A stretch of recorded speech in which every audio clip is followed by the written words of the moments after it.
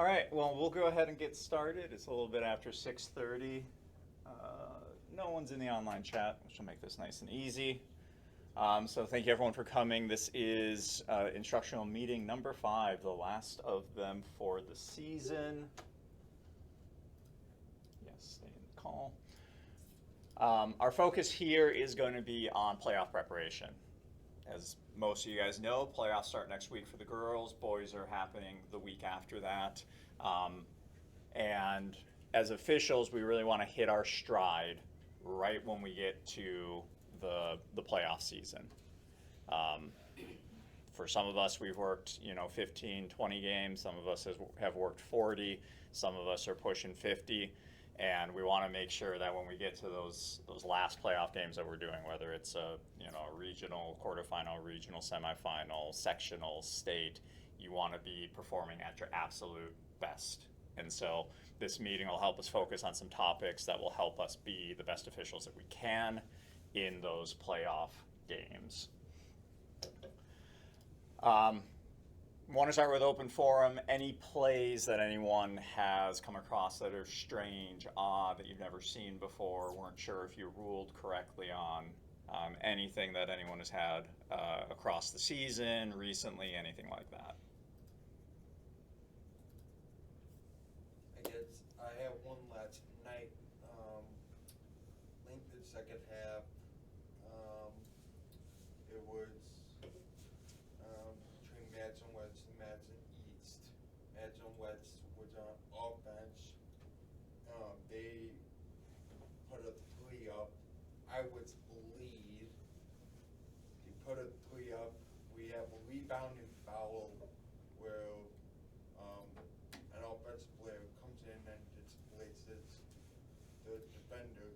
So we have foul, but shot was up before the foul. Shot goes in. Madsen West was in the bonus, and we got together as a crew, and a partner who kind of ran the conference that team control ends on the shot. So because Madsen West, they're in the bonus, they shot 1-1 down on the other end. Yep. Does that fly with what everyone's understanding of the rules are? Right. So in that situation, so this is, we touched on this in the last meeting, this is a point of interruption play. So we have a foul that's called while a shot is in flight, so we have to determine our point of interruption for that particular play. Anytime a shot is in flight, the point of interruption is determined from the point where that ball becomes dead. So the ball is going to become dead either when the shot is successful or it's clear that the shot is not going to be successful. So in your case, you had a made basket, so we're going to count that 3-pointer, then we're going to shoot the bonus free throws. If the shot was unsuccessful, then we're just going to shoot the bonus free throws. Same thing would be true if we had a foul by the defense in that scenario, or if we had a double foul. If we had a double foul, that's where point of interruption really becomes important, because what is the point of interruption if, for a double foul, if the basket is made? Where do we resume from? Throw in for the one before, other team. Yeah, throw in for the team that was on defense, because our point of interruption is determined from when the ball becomes dead. It's live during the shot, becomes dead when it's either made or it's obvious it's going to miss. If we miss that shot, now what is our point of interruption on a double foul? Does anyone have possession in that scenario? Right, so there's no possession.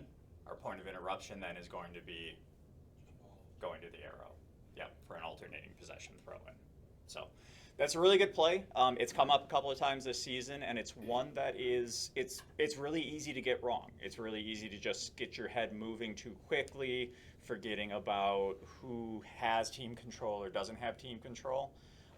I've seen probably half a dozen to maybe 10 plays come through in online discussions that are based entirely around, there's a foul committed by the team that had the ball. what is our team control status? When they're passing the ball, when the ball is loose off of a dribble, when the ball is almost stolen by the defense, but not quite stolen by the defense, knowing what our status of the ball is, whether it's in team control or not, tells us whether we would be shooting free throws, counting any baskets, things like that. So, really good play, really good thing to keep in mind. Any other plays that have come up that you've seen? Any questionable situations that have arisen? An official told me the other day they had a game. Kid missed a shot at the buzzer to win the game. Team came out.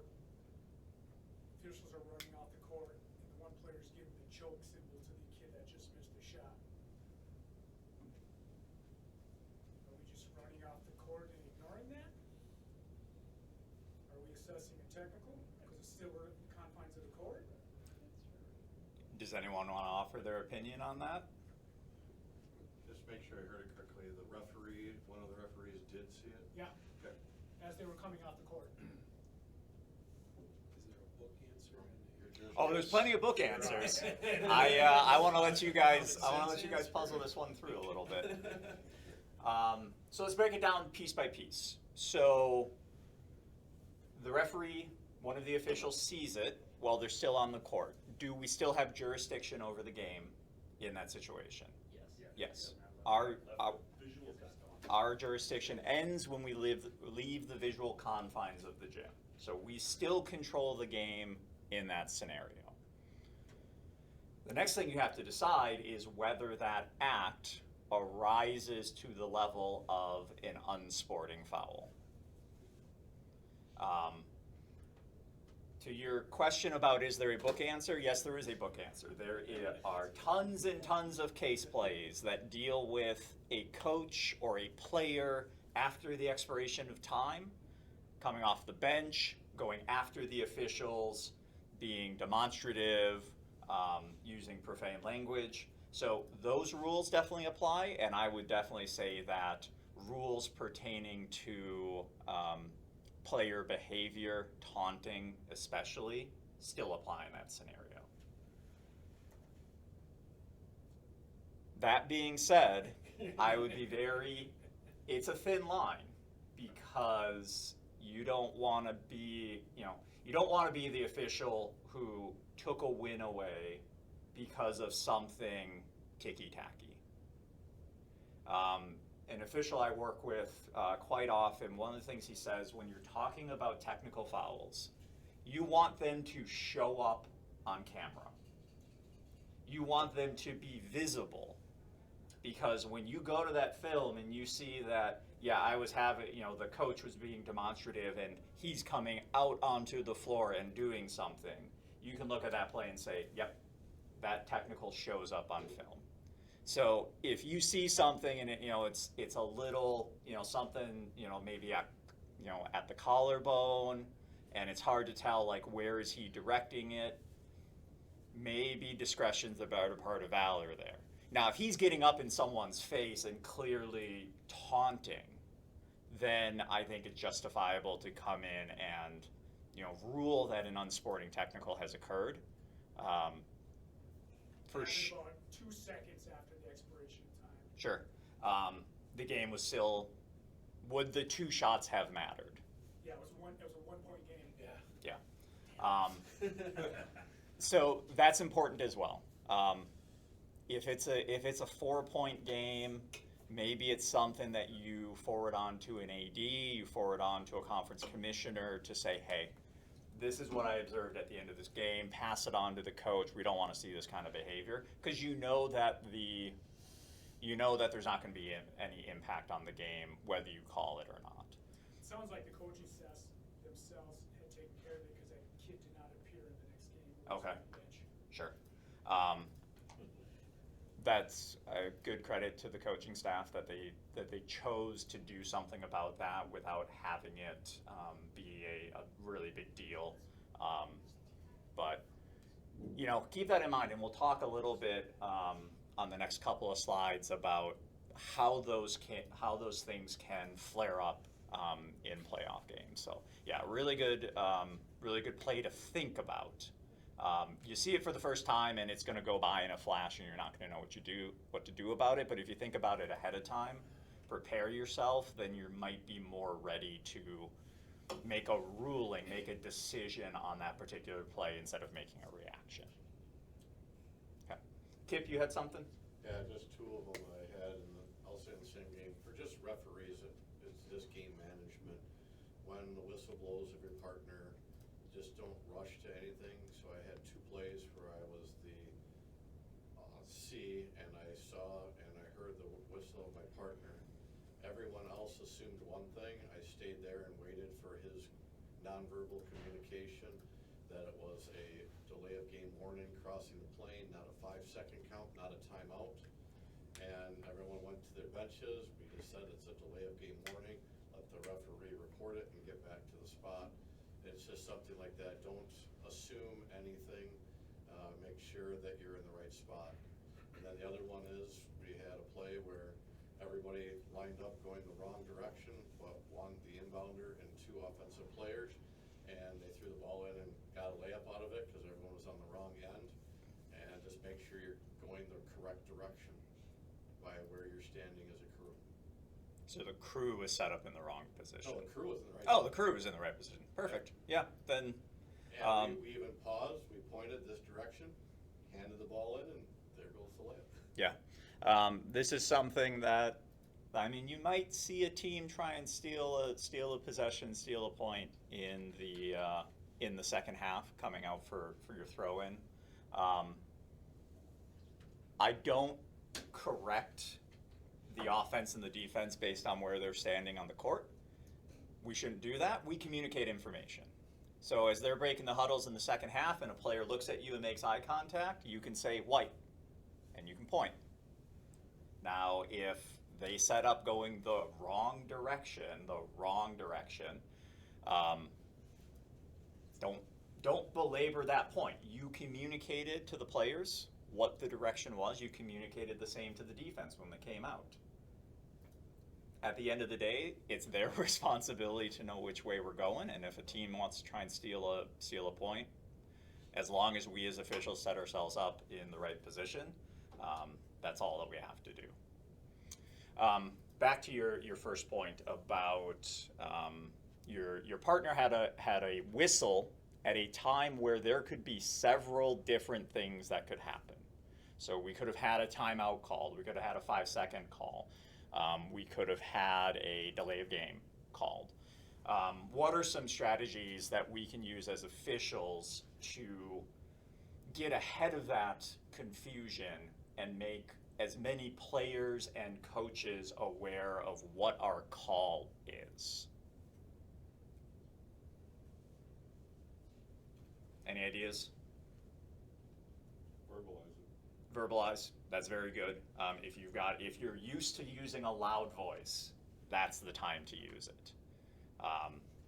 If you're kind of a quieter official with your reporting, with your communication, work on that. Work on building that kind of loud, booming voice. You don't need to use it in every situation, but know that there's a couple of situations you're going to come across every season where having that loud voice is going to be very helpful. What else could we possibly do that might help clear up what we're communicating or what we're calling in the instant that we blow the whistle? Show it with maybe with your arm crossing the line. You could use some type of signal that helps communicate what you're calling. Obviously, if you're calling 5 seconds, there's an approved signal for that. So the fact that you don't use that approved signal should tell everyone that you're not calling 5 seconds, but players, coaches, fans get excited. They hear the whistle and they're counting in their heads and they think you're at 5, so they think they know what you're calling. Same thing with like a timeout, right? There is a communication mechanic for a timeout where you post and you point to the bench that's calling the timeout. What could we maybe do right at the point of the whistle that really, really helps us potentially communicate or at least get eyes on us so that people will see what we're calling and we end up communicating with voice or other signals what the correct call This is something I struggle with, and this is why I want to bring it up for the room. So we could potentially use a differently cadenced whistle. So we're all familiar with the standard single blast. We're maybe even familiar with a short blast, you know, if you want to get teams out of the huddle or signal that we're ready to resume play. But when you look at officials, you know, across the levels, and especially the ones that are working really high levels through high school and through college, they have different cadences of their whistles for calls that require attention. So on a player control foul, if you watch a lot of Division I college basketball, you are very likely to hear multiple tweets of the whistle before they actually signal that it's a player control foul. You'll see that on travel calls. They'll have multiple tweets of the whistle because in those situations, the play is probably going away from them. It's a situation where you're not expecting to look at the official, and it helps draw the attention into the official so that their signaling can then be as effective a communicator as is possible. So maybe think about getting that differently cadenced whistle, those multiple tweets in, for the situations where it warrants it. That way, because if you just got a 5-second call, you just hit a single blast, I got 5 seconds. But if you hit multiple tweets, everyone's going to start looking at you, and everyone's going to say, what has he got, what has he got? And then you can use your verbal, you can use your signals to communicate what your call is, and that helps get rid of that confusion where he could have called one of 3 things, and I don't know what he called because I wasn't looking at him. You hear it from coaches a lot where a coach will say, well, you know, what happened? What did he do? Because he wasn't looking there. You get an off-ball call, coach has no idea. But if you use a differently cadenced whistle, the coach might have a chance to look at you and see what you're communicating with your signals. So, 2 very good plays. Anything else that has come up? All right. Then we'll get into our playoff prep. So we'll start with common issues. These are things doesn't matter how many times you've been in the playoffs, how many games you work, these are things that are they're gonna come up every single season. First one, unfamiliar crewmates. Now for some of our newer officials, you guys are used to working with, you know, whatever bodies happen to have a game available for you to sub on. But for the guys that work more regular crews, there's always a chance that your crew's gonna get broken up for a playoff game. So you're gonna be working with guys, if you're lucky, you're working with guys from the association, guys you've worked other games with during the season, but sometimes you're gonna get paired with 2 officials that you've never worked with before. Maybe you know their names, maybe you don't. What are some difficulties that can arise when you're working with an unfamiliar crew for a basketball game? Philosophy. What else comes up? Standards, yep. Court coverages. So with those things in mind, what can we do to be as effective as possible when we're dealing with a different crew? Pre-game. Real strong pregame. Yep. Get in as early as you can with what's reasonable and sit down and don't take anything for granted. You may think that, yeah, everyone calls the lane the same way, they split it in half and C gets one side and D gets the other, and then you get in with a crew and they say, everything in the paint, lead's gonna call. If you don't pregame that, you're now gonna have overlap. You're gonna be looking to your half as the center official, and the lead's gonna be extending out, and you might have a double whistle. And a double whistle, if you don't pregame what you're doing with double whistles, might also come with its own set of challenges. So pregame. If you can drive together, get to know each other, chat, but for sure when you're in that locker room and you're getting ready, go through a pregame. Cover everything. Cover what your primaries are going to be. how are you going to split up the area above the key between center and trail official? Who's going to do what in case both center and trail post on a 3? How are you going to handle plays that go into the paint? Reinforcing some, mechanics with calling outside of our primaries.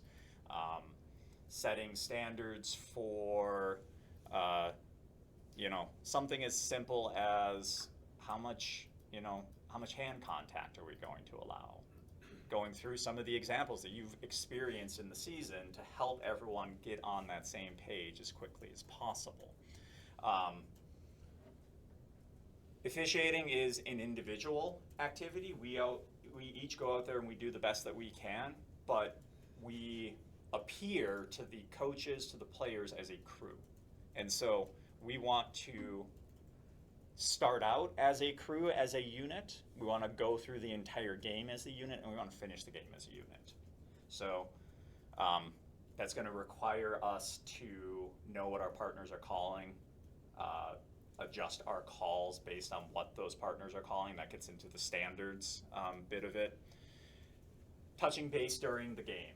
If you have a 60-second timeout, for sure, it's a good idea to come together as a crew. And if there is anything that you think that as a crew you're being inconsistent on, bring it up. We can adjust what we do throughout the game, especially in the first half. We have to make that adjustment a little bit slowly. We don't want to shock the coaches and players because they're trying to figure out what we're going to call and adjust their play to it. But come together, talk, communicate with your crew. That'll help you hopefully gel together by the time you get to the end of the game. Any strategies that any of you guys use when you are working with unfamiliar crewmates, or maybe crewmates that are on a completely different philosophy for the game of basketball from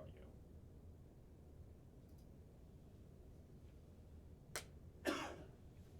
It's a tough one because I work most of my games with the same crew, so we have gotten pretty good at reading each other's minds at this point.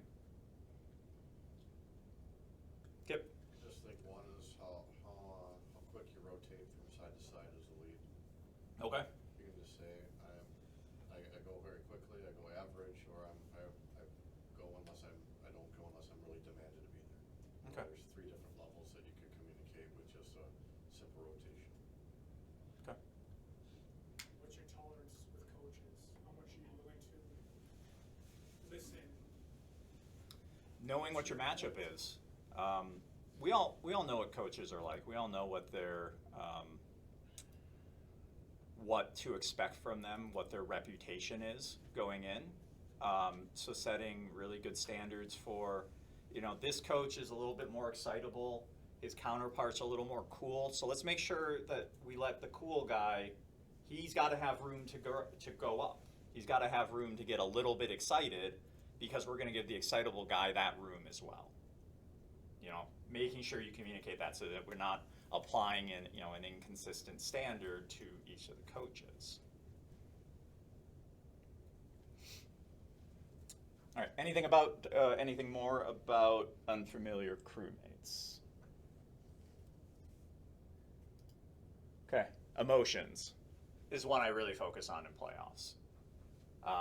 At the end of the game, right, we play 36 minutes. At the end of the game, someone's season is over. Right? There's a whole team of players and a whole staff of coaches. They don't get to play another game of basketball that season. Those emotions can rise really significantly as the game gets closer and closer and gets closer to the end. So this is something that I think we as officials have to manage in the game situation throughout the entirety of playoffs. Do you guys, when you get into playoff games, do you address emotions within your crew and within, say, the captain's meeting? Kip? Yes, I always tell the teams this is the playoffs.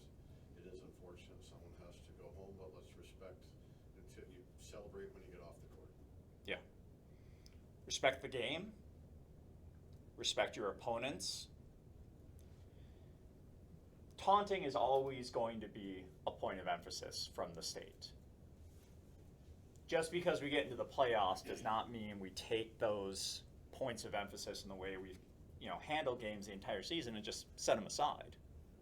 I would argue that we maybe need to be a little bit more stringent in the playoffs. That if, especially within the context of, a team is losing and their season is ending and someone on the other side wants to rub it in their face, that can't be acceptable. We have to do our best to address that.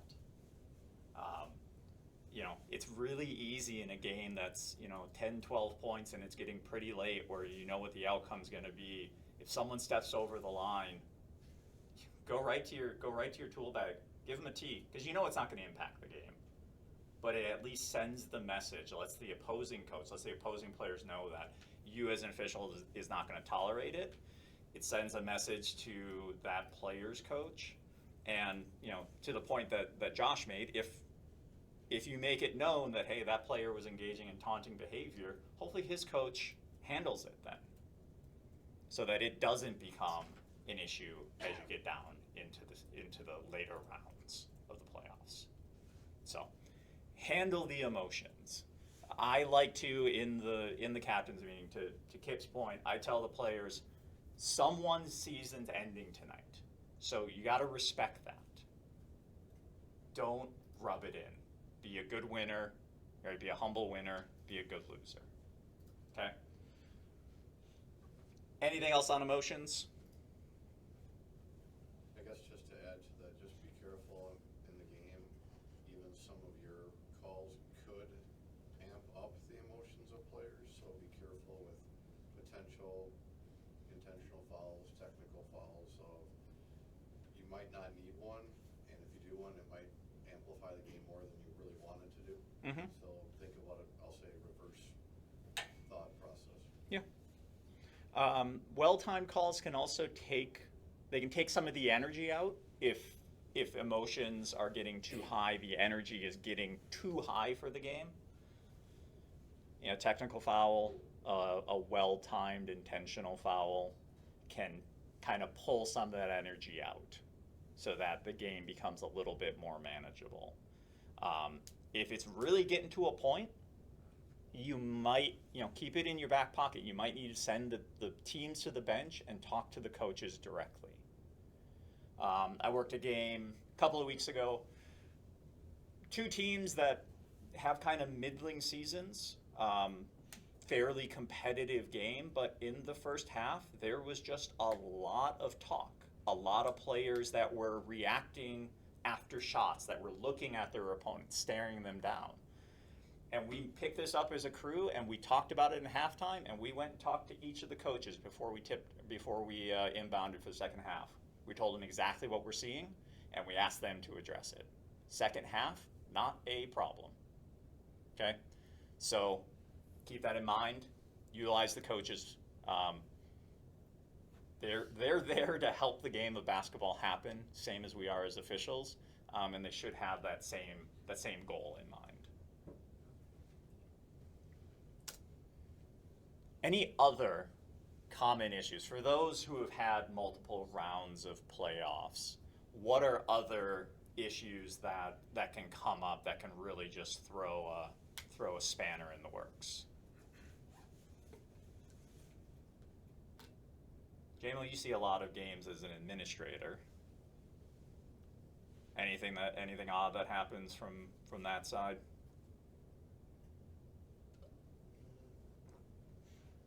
Are you talking just issues, or are you talking all the way across the board? I mean, everything. Oh,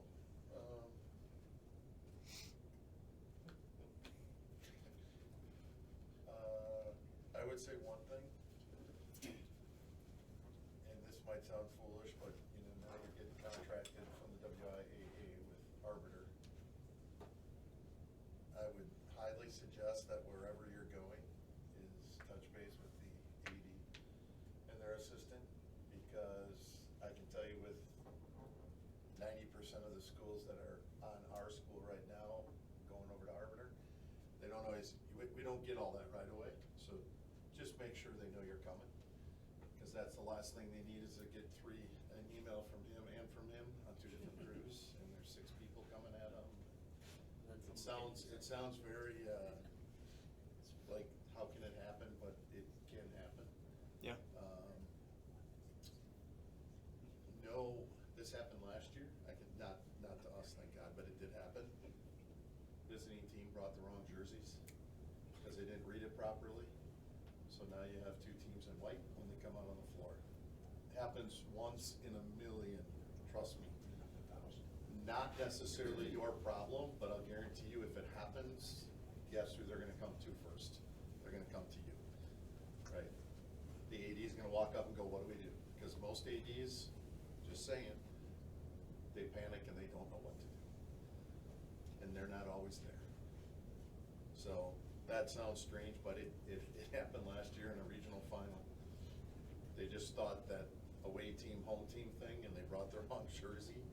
And now obviously the home team runs in and puts their dark on, right? Simple solution, whatever.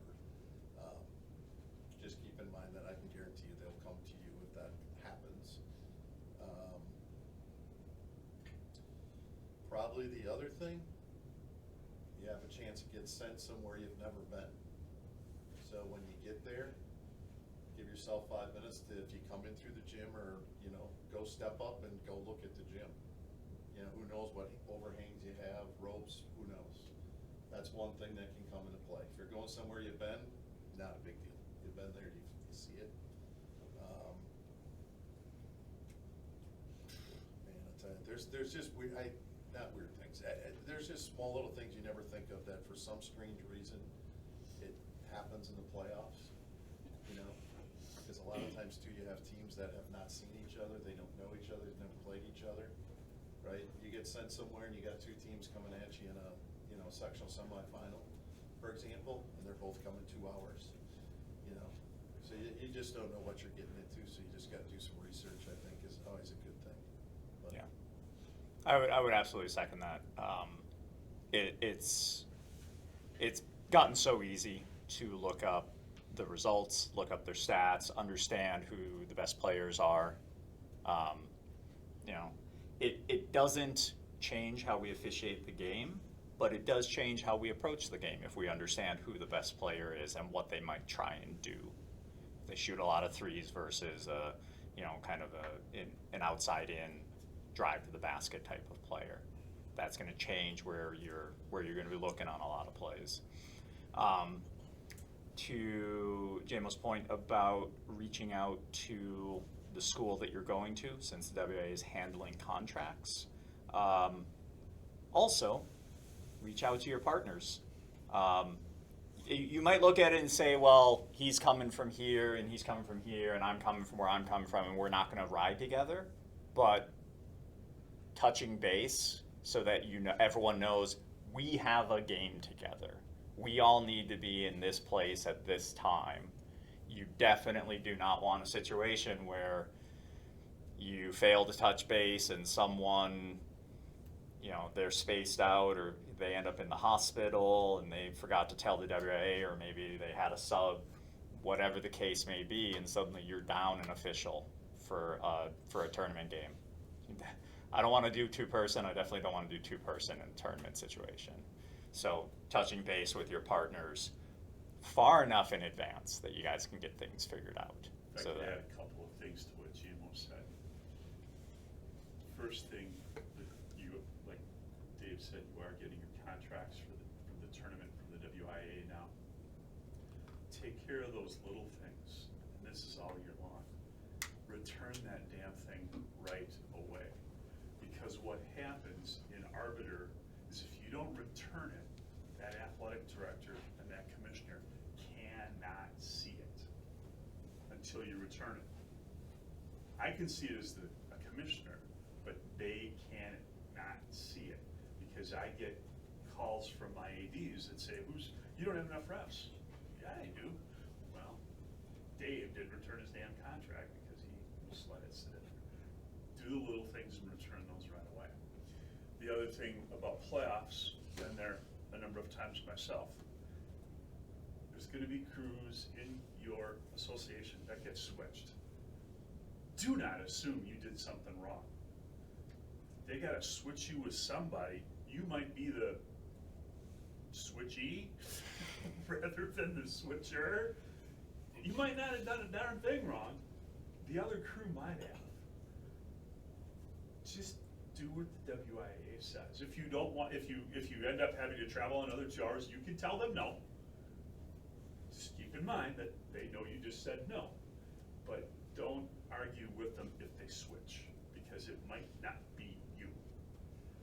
And then the final thing, back to communication that you guys talked about. With this whole, our school gonna die, with the whole, some of us converting to Arbiter full-time, some of us going to Bound. All spring long, you started, hey, who's waiting for spring sports? This migration thing is gonna be hell. Communicate with your AD, with their assistant as well.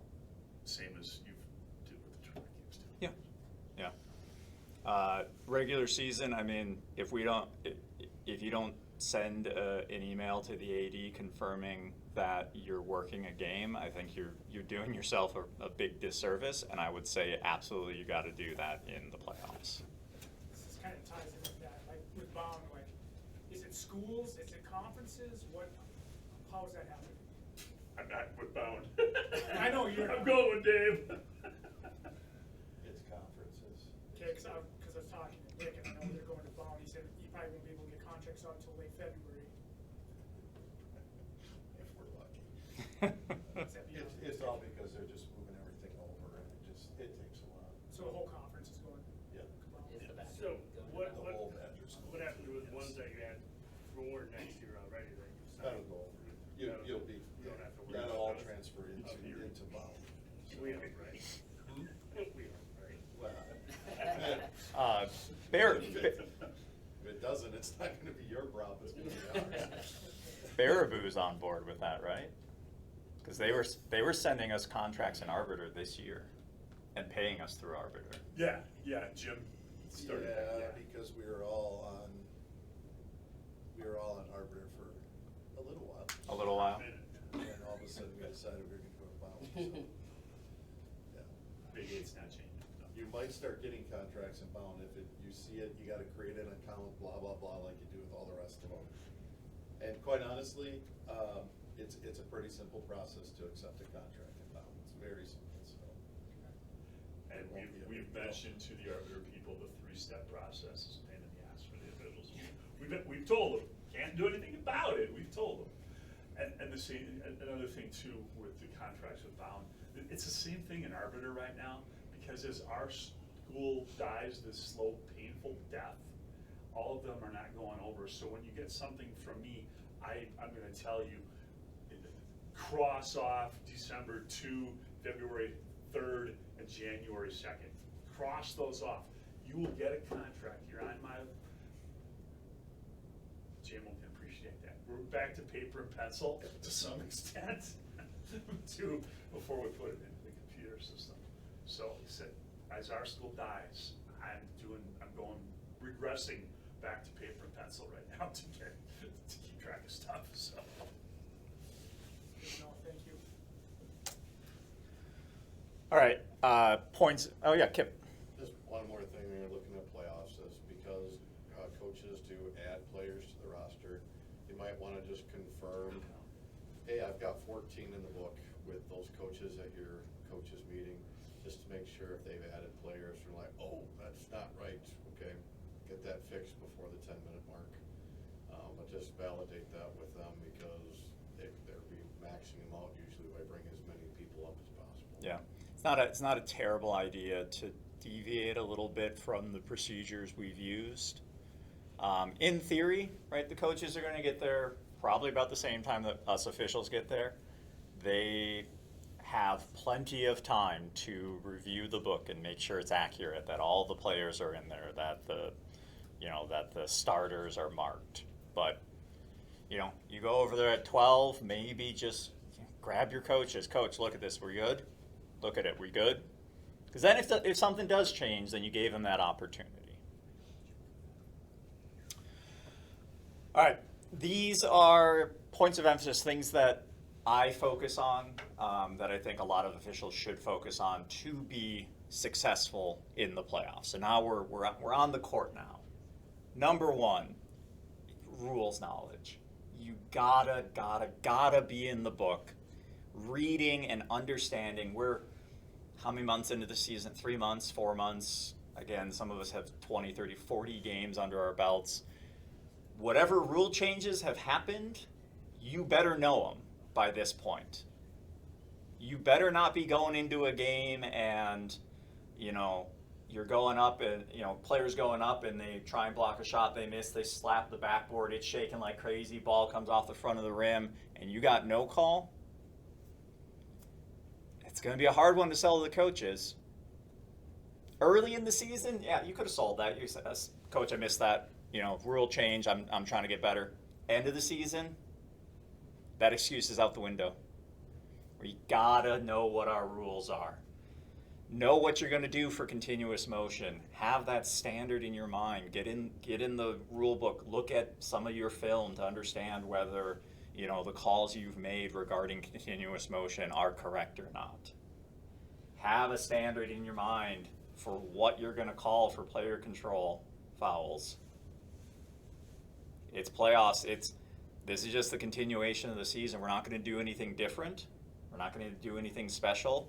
So make sure that you're following what the rule book is. Rely on it. Rely on the case book where you're unsure about what you might rule in a particular situation. But this is really, really important. You don't want to show up on film misapplying a rule, enforcing something incorrectly. During the regular season, you definitely don't want to show up that way in the playoffs.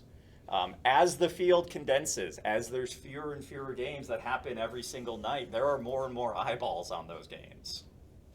You don't know what conference commissioner is going to be looking. You don't know what head coach is going to be looking. You don't know what WIAA official is going to be looking at that and saying, wow, they got that really wrong. Let me just strike those 3 names from any future, sectional consideration, state consideration. Don't want to show up that way. So go into your season knowing that you understand the rules, that you know how to apply them. Call quality and consistency. So this gets in a little bit with working with new crews, but also working with crews that you're well established with. This came up, an official I worked with recently, said, I believe I have it here. First foul, love it. That first call you make, that first foul that you're going to blow a whistle on, every coach is going to remember it. That's the first stick in the sand, right? We're trying to communicate to coaches what's going to be a foul and what's not going to be a foul. And we do that over the course of the entire game. But where you put that first stick matters. Because if you call something early and then you stop calling it, coaches are going to notice. They're going to let you know. And they're not going to be happy about it. They're going to come back and say, you called that ticky-tack one first, and then you missed this call down here that's even bigger. Know where you're going to put that first foul and absolutely love it. Because once you put that air in the whistle and you're calling a foul there, you can't undo it. You can't take that stick out of the ground. It is set.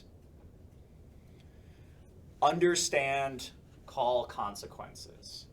Understand for any foul that you're going to call on the floor, where is the ball going to be put into play? Because it matters for a lot of coaches, a lot of players, if they're going to get an inbound at the 3-foot mark versus 28-foot mark. Understand if we're in a bonus situation. Now, if I call a foul, they get an opportunity for points. So maybe in those situations, I'm going to think, fouls that are above the 3-point line, they might not be as important. Because if I call a foul above the 3-point line where they're not in an attacking position, they get an opportunity at points now. So understand that as they get closer to the basket in more situations where they can score, Now the foul, if you call a foul, well, they had a scoring opportunity and I gave them a scoring opportunity. Understand those call consequences. Last one, play sequencing and knowing your partner. So this goes back to understanding what did each of my partners call throughout the entire game and calling something that is in the same ballpark as what they're calling. Coaches are not going to be happy if I'm calling a really loosey-goosey kind of game where, you know, nothing's a foul and then Jonathan comes in and he gets the first little touch. That's going to be a problem. Coaches are not going to like that. So having the awareness, knowing what your partners are calling, knowing what you're calling and how it all builds together. If you have marginal contact with a big down on one end and you lay off the whistle and then you go down the other end and you have similar marginal contact, it could be a little bit worse, but understand that, hey, I just laid off a foul on the big down on red's end. If I go down to white's end and I call a foul against their big, red's coach is going to know. He's going to say that's the same exact play. Now, it's not going to be the same exact play, but getting into that idea of play sequencing and understanding that marginal contact, I laid off it, over on this end, marginal contact, I'm going to lay off it. Sometimes it can even be non-marginal contact. I called one that was an obvious slap that everyone in the gym heard, and it was an and one. Coach didn't care about that call. What he cared about was the fact that he didn't get the call down on the other end. Now, did the slap have a huge impact? No. And it was a big, and I probably could have let it go. Coaches are thinking about that. So we need to be thinking about it as officials. Understand what we're calling, how it is perceived by the coaches, what our partners are calling, how that's perceived by the coaches, and trying to have as consistent a game as possible. Go ahead. Scenario from a recent game is we were late in the second half and I was lead. So, and the team that was down was playing fairly aggressive defense. Mm-hmm. And I was lead. There was some contact out front. I didn't see it, but we're going the other way. And now as trail, I have like a driver driving, and the defender puts two arms right here, Mm-hmm. and I got the foul. I go put it, and now I got the coach going at me, Mm-hmm. saying, "And you guys let that one go up there Mm-hmm. on the other end." Yeah. And I didn't know how to like say something without throwing my partners under the bus. Yeah, Like, I mean, just. it's tough because the play sequencing and knowing your partners, that implies that you know what the contact was or wasn't. Yeah. Right. You can always, yeah, it's questionable whether some coaches will accept this or not, but you can say that, Coach, I understand that you thought there was contact. I didn't have eyes on it. I had this matchup down here. Kip might have an explanation for you. It's a way, like, because there's nothing that you can do as the primary official in that situation. You're not going to make the coach happy. There's no magical thing you can say that'll suddenly coach be like, oh yeah, no, I understand now, and I am no longer upset about not getting a foul call there.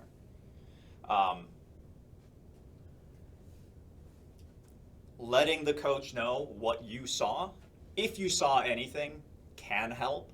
If you saw absolutely nothing, then that's what you got to tell the coach. You got to say, Coach, I didn't have eyes on the play. I didn't see anything. I had this other matchup. You're going to have to get an opinion from my partner. You can also try and lay a little bit of groundwork by saying, Kip was right on top of that play. I mean, if he didn't think there was a foul there, I got to trust him. We have primaries for a reason, and we can kind of rely on those primaries to communicate to coaches why we might not have had a call. Okay? I think a great example of knowing your partners. I worked with two different guys last night, not my mom, with you guys. And they were giving me a play that they had. A lot more fun. Huh? They're a lot more fun. Oh, Jesus. I wouldn't even go there. I get it. So they had a play where it was goaltending,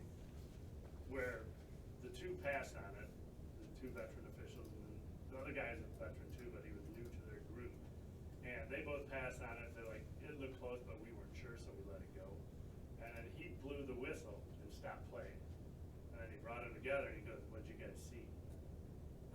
And they were like, well, if we passed on it, then, you know, obviously we didn't have a goaltender. Yeah, he just blew it. Like, and they're like, so they talked about it and they're like, well, neither one of us had anything. So, and I'm like, I was saying to them, you know, just from I'm like, if my two partners come in and blow their whistle on something, we're going with a goaltender. Mm-hmm. Because that's the only reason you blow the whistle. So, I was just like, yeah, I don't know Yeah. how I would have handled that, but they're like, yeah, you know, they're like, we just kind of were like, hey, if you're gonna blow the whistle, we're not gonna talk about it, we're just gonna go with the goal. He's like, cause everybody would have known it either way, you know, cause it was, some people are like, oh, it's a goaltending, oh, it's a great block, you know, so Yeah. no matter what you called there, it would have been fine. And it's problematic from timing of whistle. The only whistle you expect in that situation is a whistle that results in a goaltend. Right. So that gets into a little bit of, right, trust your partners. They didn't have whistles. Okay, clearly it wasn't a goaltend then. I don't have an opinion. You know, if you're lead official, I don't have an opinion on it. Even if I saw it 100%, I don't have an opinion. Right. Because we know that that call doesn't come from the lead official. Trust your partners in that scenario. Yep.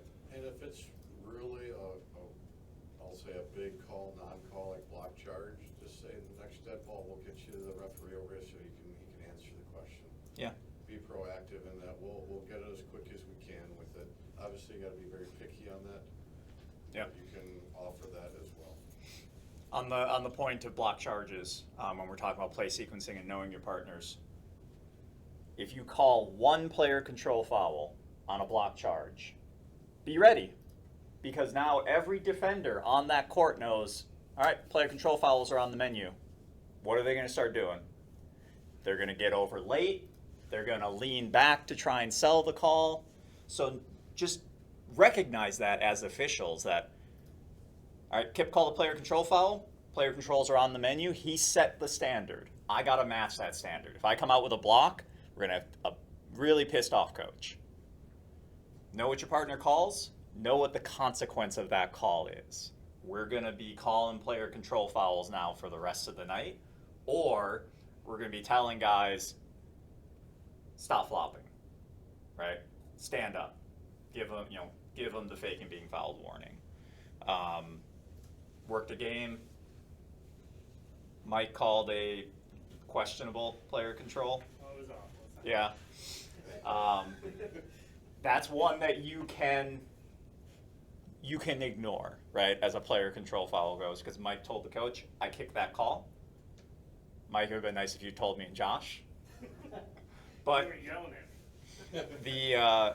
the game changed for about 3 minutes. We went from a game with pretty good defense to now guys are sliding over late, they're falling really easy. The players know. The players know that you call a player control, especially on block charge plays at the rim, then that's what it's going to be. Ones that are out high with, ball handlers and extended arms and push-offs, those you're not going to see as much. Like, those are a lot harder to sell, I think, from a defensive perspective. Those you don't have to worry about, but 100% block charge plays at the rim, they will change how the players play. It'll change how the coaches coach. So you got to know that. We got to think. In that way, we almost have to think like coaches think. Okay. End of game. Really, really important in the regular season. No one wants to lose a game because of a blown call. In the playoffs, it's even bigger, right? Someone goes home at the end of the day. So if we blow a call in the last 30 seconds of a game, that's a one-possession game. That's big. That's impactful. So we know that during the regular season, we try to ramp up during a game to be the best that we can be in the end of game scenario when it matters. In the playoffs, it's 10x. The importance to the players, the importance to the fans, the coaches, everybody. The importance to the game itself of basketball. We have to be at our very best in those end of game scenarios. So much so, I dedicated a whole section to it. So situation awareness. What do we want to be aware of? Say that we've got a play where it's going to be, we know this is going to be the last play of the game. What do we want to know as officials? Timeouts left. Timeouts left. Or in the Bonus. Fouls in the double bonus. Fouls to give, bonus, double bonus. Possession. Possession, what else? Somebody say timeouts. Timeouts. Score. Score is really important. Score is really important in the lead up to that end of game scenario. Because if you look up and there's a minute left and it's a 4-point game versus it's an 8-point game, you know that last minute is going to be different. There's one big one that no one has said yet. One of the most important things in an end of game scenario. Clock. Who's got clock? Clock, right? Did it start on time? Did it start on time? Who has responsibility for clock? Who has responsibility for last shot? All of these things are really, really important in that end of game scenario. Position responsibility. So let's imagine, let's bake this down to last play. So if we're lucky, we get a timeout beforehand, before any last play. We're going to be inbounding. Coach calls a timeout because he wants to draw up the magic play that's going to win them the game. What are we doing as officials? Coming together. We're going to come together. In most scenarios, right? How long's a timeout? It's either 30 seconds, 60 seconds. I think it's acceptable in an end of game scenario as a crew to maybe push that a little bit. Like, you don't have to go get the teams right at that first horn. If it allows us a little bit of time to make sure everybody's on the same page, that we have our situational awareness, score, time, fouls, timeouts, that we can go over positional responsibility, right? Charlie, you've got you're responsible for last shot. Josh, you've got the clock. Make sure the clock starts on time. I'm inbounding the ball. Making sure that everyone on their position in the court is responsible for the thing that they're most responsible for. Have that conversation. If it takes an extra 10 seconds, the coaches are not going to complain about getting an extra 10 seconds for setting up their play, setting up their defense. Get them out in time, but use that time that's available to us as officials as well. One of the things that we did at that point, whoever reported the foul, reported the timeout, whatever, it was at the table. We went to the table. Mm-hmm. Book and board match. Yep. How many timeouts each one got left? Who's got the ball? And then we went to our partners. Yep. But we always asked to book and board match. Yep. Because that visual confines thing gets in the way of that. Yep. You definitely don't want to be chased down because someone forgot to track a point somewhere. So have that time, Kip. And just to add to it with your crew, make sure one person has got the spot of the shot too, because I've been burned on that, where I had the last shot, but I went to my C to make sure if it was a 3 or a 2, and he said, I'm not sure. That was a college game I had, so I'm like, well, we've got to know that information, so I do communicate. I've got shot, you also got spot for a secondary spot to validate that it's a 2 or a 3. Mm-hmm. So that leads into something I will say to my crew in every end of game situation. Have an opinion. You're going to be responsible for the thing that you're responsible for. But remember, we are a crew. We as a crew are responsible for getting it right. So if we go into that last play and shooter's rising up for a shot and that horn goes off, that light goes on, and you get a peek of it from the lead position and you're like, that ball was still in the hand, and your partner comes in and starts counting the basket, it's important that you go to your partner and you have that conversation, that you share that opinion. A fish I worked with this year, he has a really good saying, which is, no information comes into the locker room. Anything that you have to share gets shared out on the court. So I don't want to go into the locker room and the official said, from my angle, it sure looked like it was in the hand. Well, that would have been great information for me to have when we were still out on the court. So have an opinion.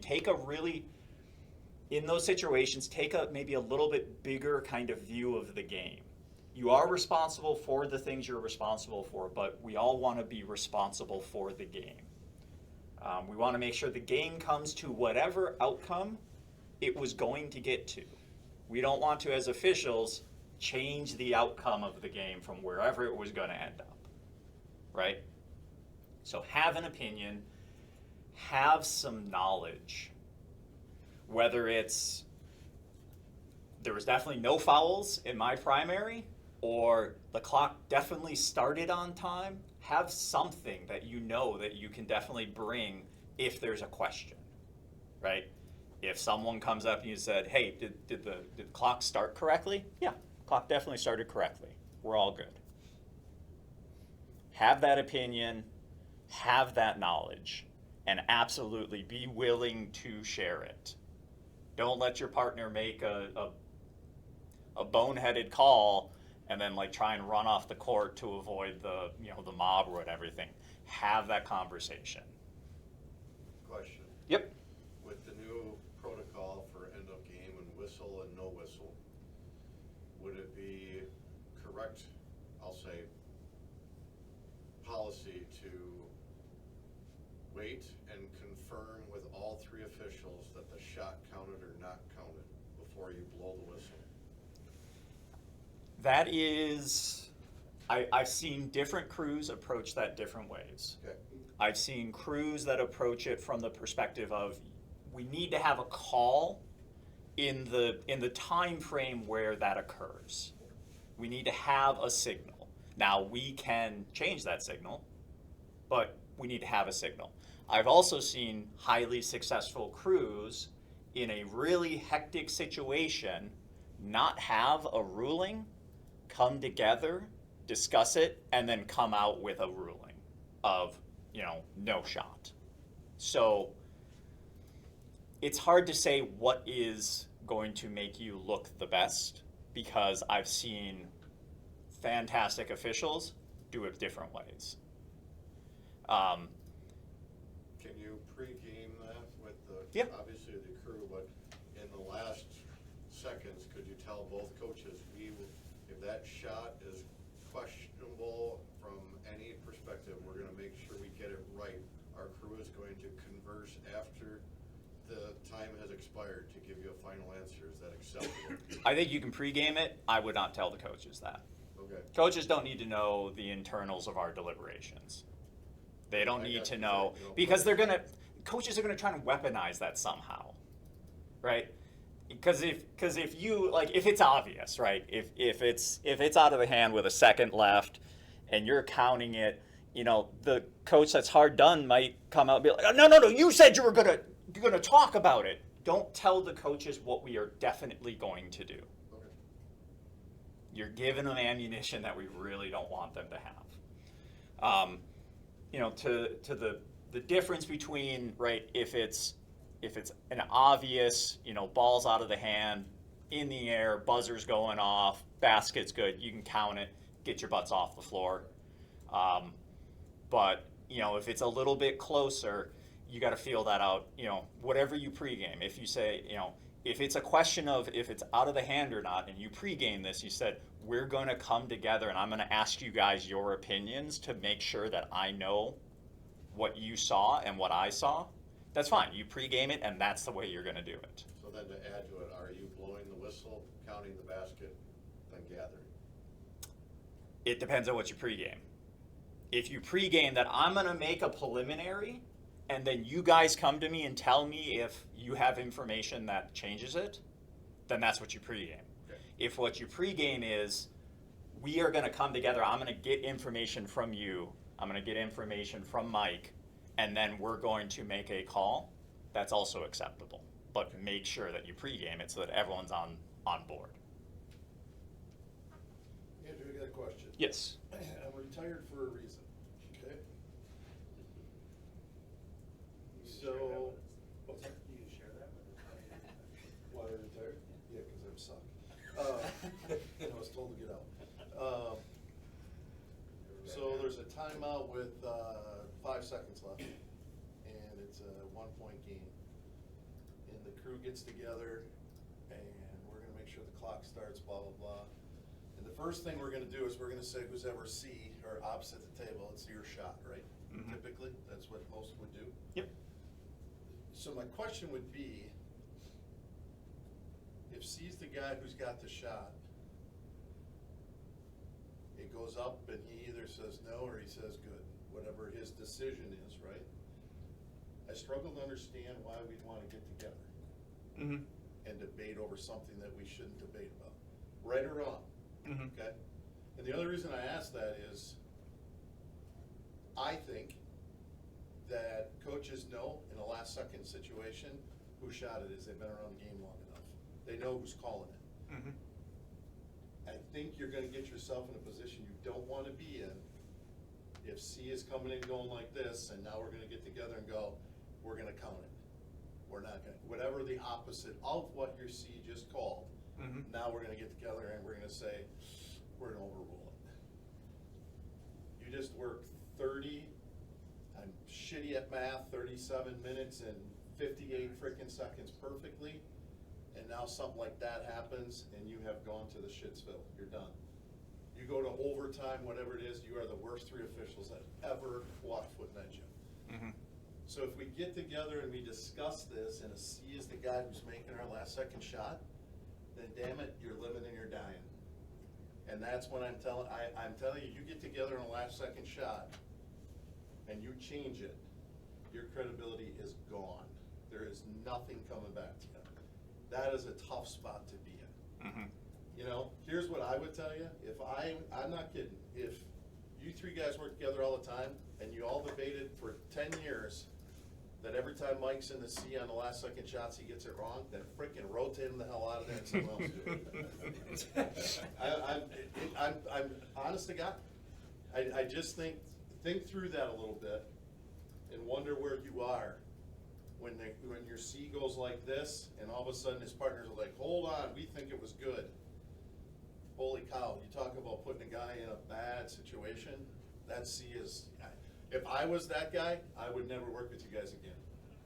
I would run my ass off the court, and if I feel bad about it, well, feel bad in the locker room where no one can see you, but I would be really careful getting together on a last second shot and debating it after it's already been good or bad. I don't know, I'm just old school kind of stuff, but. I agree with you, Dave. Our pregame was always, 1, you need to trust your partner. Why should you trust him for 35 minutes, whatever? Yeah, and I don't know that I don't think I'm really putting that in a trust situation.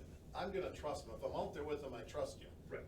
Right? So I'm trusting if you're calling it good or bad, I'm with you, right? And the other thing too, I don't know if I'm the lead. I'm gonna go back to Sean's point before on that play he talked about where he comes down and all of a sudden has a foul. You know, I'm looking at a coach going, Coach, I have no idea what happened on the previous play. I can't answer you. I'm sorry, I can't. And he probably went, how would you? You were down there. Okay, dumb question, but I'm trusting you, but I just don't know that we can put it into that level of changing a call, because if I'm a lead, right, I'm watching all this rebounding crap happen in front of me, right, and I'm probably the only one, because we got somebody counting a shot, we might have Trail making sure that the clock went, whatever you wanna call it, right, I don't know. But as a lead, I'm gonna look at you 2 guys and go, I'm staying the hell out of your conversation, because I'm not watching, I don't even know where the shot came from. Mhm. And now I'm gonna come and give you some tidbit information that's gonna make us change our call. Just saying, be careful. If you're gonna do it, be careful. Yeah. Our pregame on that was always, I'm not coming to you unless I'm 100% right.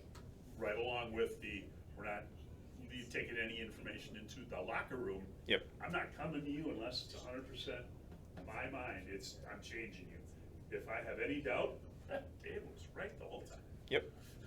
Well, likely I was, but. Now, situations where we can get to that level of being 100% right, you know, say C is opposite, C is responsible for clock, but Trail has the shooter directly in front of them, right? That's where we're getting to that level of much higher degree of knowledge, because the center is looking across and judging where the ball's in or out of the hand, whereas the Trail official has the play in their lap.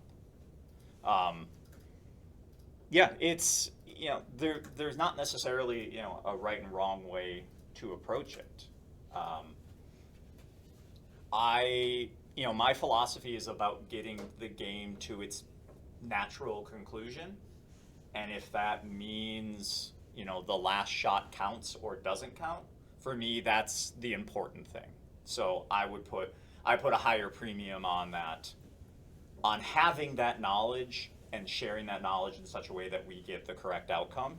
But if, you know, to Dave's point, if Dave counts that basket and is off the floor, then Dave lives with that call. I'm not chasing him down, hitting my whistle, and, you know, trying to get him to come back out and have a conversation with me. And that's, again, it gets back to the earlier points about pregame. Understand what that end of game scenario is going to look like, so that you don't have one official who is left out on the court trying to get his partners to come back out so that we can change potentially the outcome of the game. Be on the same page. Is it new this year? Have they told you guys to stay out on the court after the game's over? No. There hasn't been some? No. Man, for the love of God, if I don't see guys sitting around running for mayor after games. No. And one I'm of those, not- I'm sprinting right off. I'm not, and I know I'm not. If there's I'm trying to come across as like funny, but I'm freaking standing by my door waiting for him, and I'm looking out on the court going, what the hell are we doing right now? Yeah. I thought maybe they told you to stand out there like they do in football, where make sure everybody's gonna bullshit. I'm gone. Yeah. I'm like, Mike and Josh know this. If there's a back hallway, I'm not going across the court. I'm going out the nearest door, and I'll see you guys in the locker room. The reason I ask is I've seen so many, like, lingering out on the court. Why, you know, and I know this is not in your control. If you guys all remember years ago, all the teams coming up and doing this BS before the game to the officials, and then after things. It went away for 2 years. The WIA, the federation said get rid of it, and then all of a sudden here it came back. I don't know if guys are standing out there because they want to be thanked. Holy crap, thank nothing. I thought that's why I had to ask that, because I see so much of that. I'm like, get the hell off the court. That's where someone does something stupid, right? There's gonna be someone that's not happy with what you just did, and it could have been the easiest freaking game you had in 2 years. Say something, push you, God knows what, right? I'm just like, wow. 50% of them always want your hat. Oh, I thought maybe they were smart again and they said you should do that, because they come up with some really good ideas. I've seen some videos of how Big 8 games, especially ones that go right down to the buzzer, how the student sections behave in those. I don't want to be anywhere on that court with those 2 waves of students. Guess where they're getting that from? Every freaking college team that wins a game now, they run out on the court. Yeah, Verona's my favorite because they've got staff and they know that whoever wins, they're coming down the court to the other student section and they're ready for it. I was in, For having enough people. when I lived in Northwest Wisconsin, I got sent to Superior for a regional final. That should tell you something. Yeah, exactly. So all of a sudden, I'm we're end game, and I see, I'm going down the court, I see the AD up there, Ray, at that point. He's got chains. What the hell, Ray? Plastic ones. Yeah. But all of a sudden, we're in overtime, and he disappeared. Well, then after the game, in overtime, they came out again. I'm like, what the hell? That was keeping their people. Yeah. Definitely don't They want to literally do were the that. plastic chains. I'm like, geez, Ray. Yeah. And to the point of the earlier play that we talked about with the taunting and the choke signal, you leave the court, then you don't have to rule on that. Now, if someone's going to head you off on your way off the court, maybe use some couple of choice words because they got a tee late in the game and try and stop you from, that's one thing. But if it's happening behind you as you're heading off the court, you don't have to worry about it.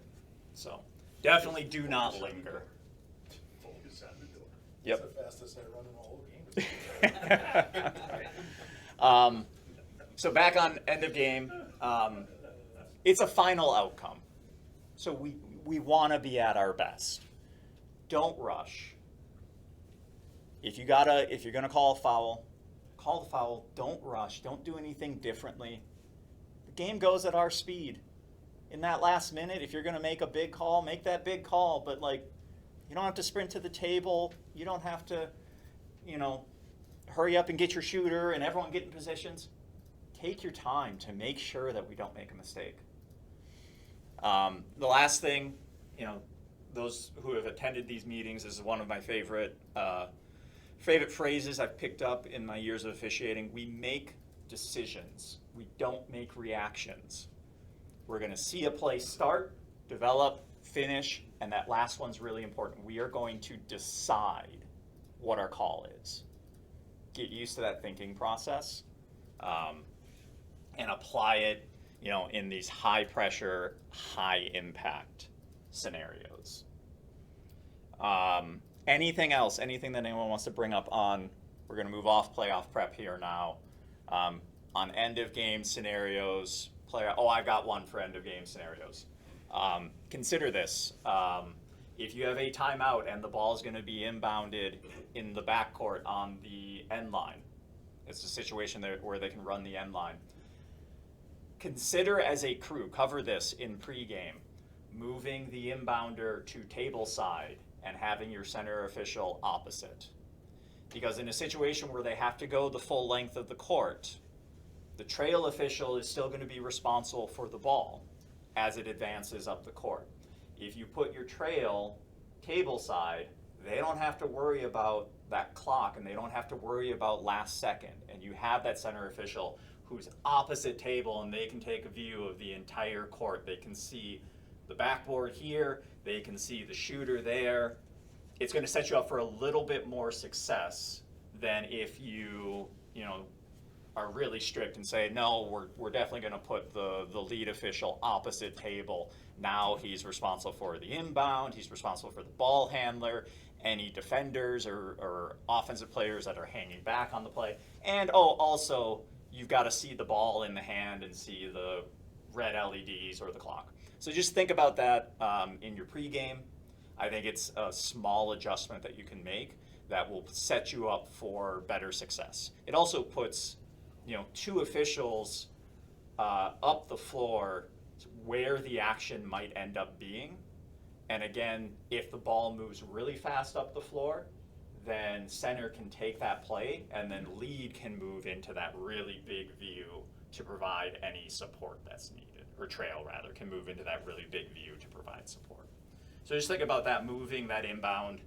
If you can move it to table side so that you have trail and lead table side, see opposite.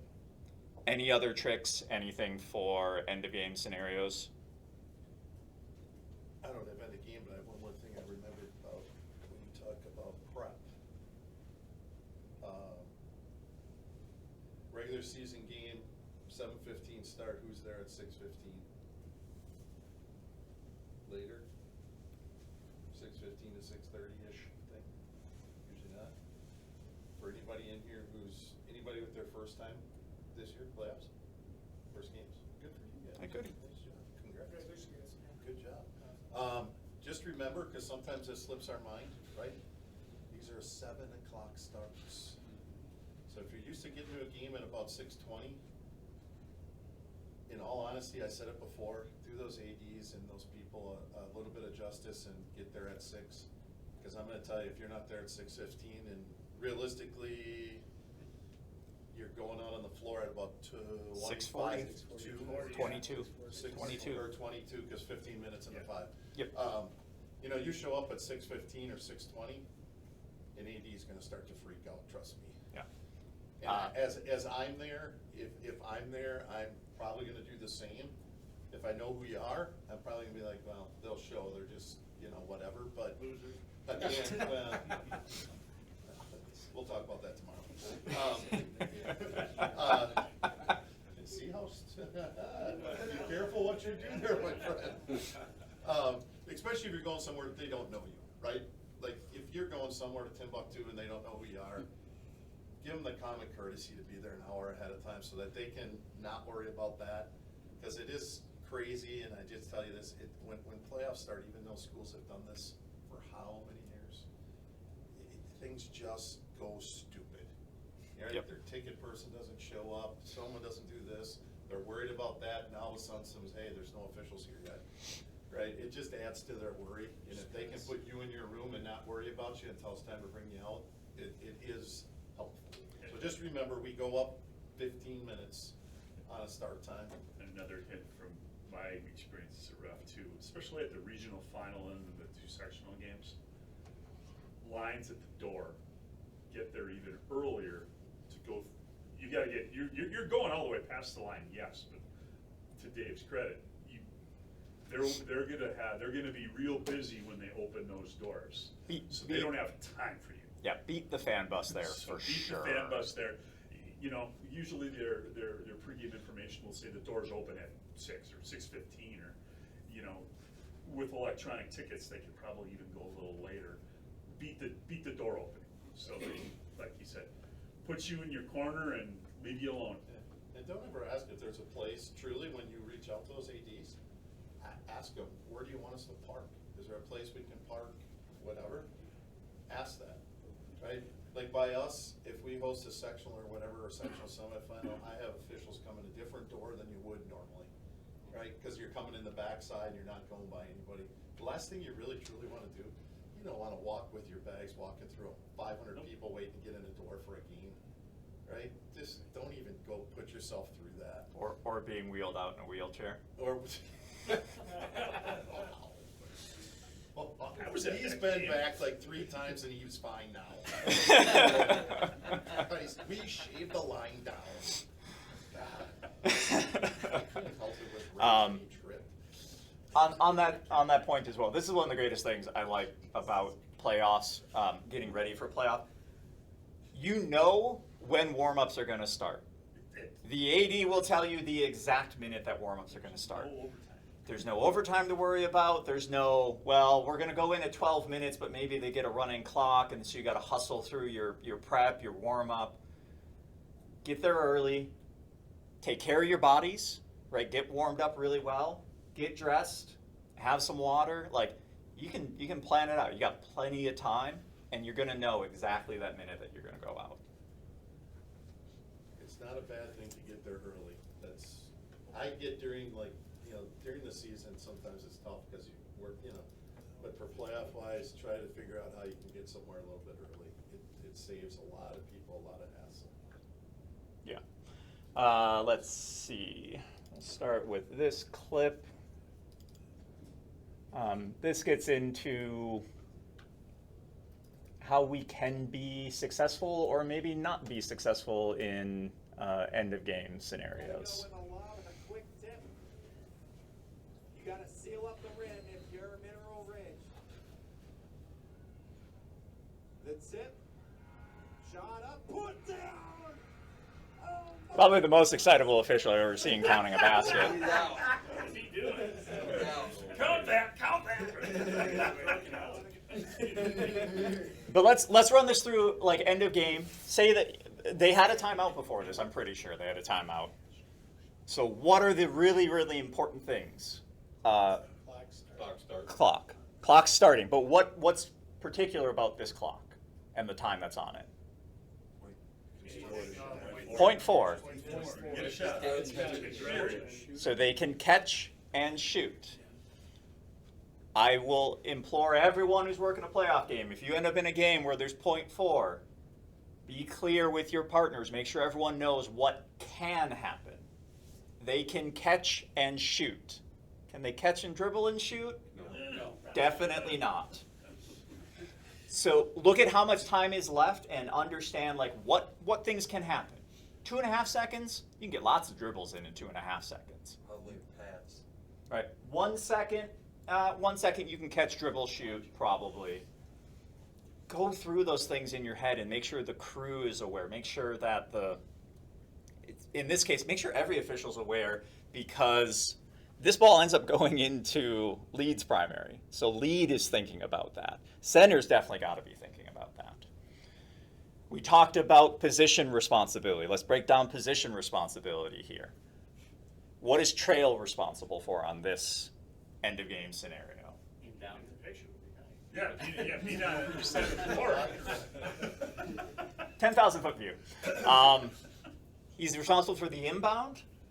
He's going to be responsible if the ball goes into his primary, right? Lead official. Actually, let's do center. What's center official going to be responsible for on this play? He's up. Last shot. What can we say that Lead is responsible for? All the players in his area. And looking for contact. I would give Lead one more responsibility on this play. Where's the clock? Making sure the clock starts. Yeah, so let's assume that this is like most gymnasiums. One on the other end. There's one on each end and it's up on the wall. Who can see that clock? Absolutely. The lead official. They're facing that way. Trail official, they're going to be looking down the line. They can't look at the clock. Center official, maybe they could sneak a peek at a clock, depending on where they are. From him, he's looking through the backboard, like you said. Yeah. The lead's got 84 feet to the next one. Yep. Uninhibited. Lead's got to be responsible for starting on the clock. So understanding that the clock needs to start correctly. We really, really want the clock to start correctly. Can we all agree that this clock does not start correctly? Seal up the rim if you're Mineral Ridge. So there's our touch. We've got 9 seconds on the timeline there. That's it. That's when the horn goes off. We definitely had more than a second that elapsed there.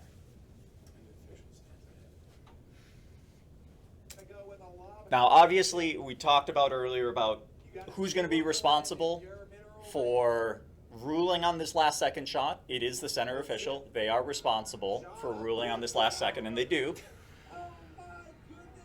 If I were the lead official in this and I saw that that clock definitely did not start correctly, I'd want to get this right. Now, you're going to have a coach who's going to say, well, the ball was out of her hand when the horn went off, which is true, but you have definitive information about the clock did not start on the touch. So, go ahead. Okay, so in that situation, let's say the lead blows and says clock didn't start. You're going back to the original spot, putting the same time on. What does everyone think about that? What do we do in that scenario where lead has definite knowledge that the clock did not start when it was supposed to start?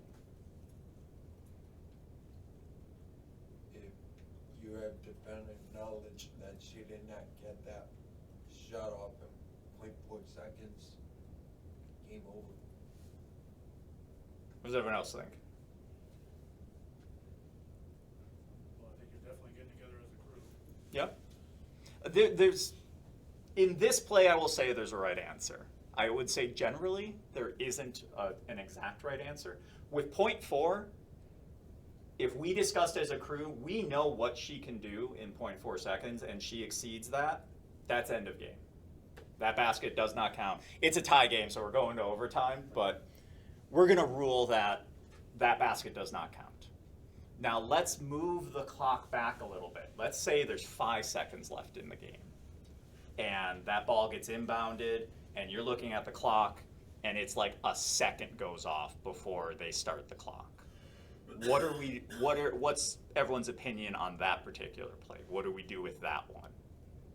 Then Third. go, So the lead blows it. that's what I would say. If you're leading, you say that clock doesn't start, don't wait. Yeah. If you know that, the board's in play and the clock's not starting, don't wait. Yeah. Immediately kill it and say, wait, we need to take it back. To the inbound spot, right? So we know at 5 seconds we're going to go back to the inbound spot. We know at 0.4 seconds we're not. There's some point in the middle there where you're going to switch from one rule or one procedure to the other. I don't care necessarily where that is for you as an individual, but you better make sure that your partners know.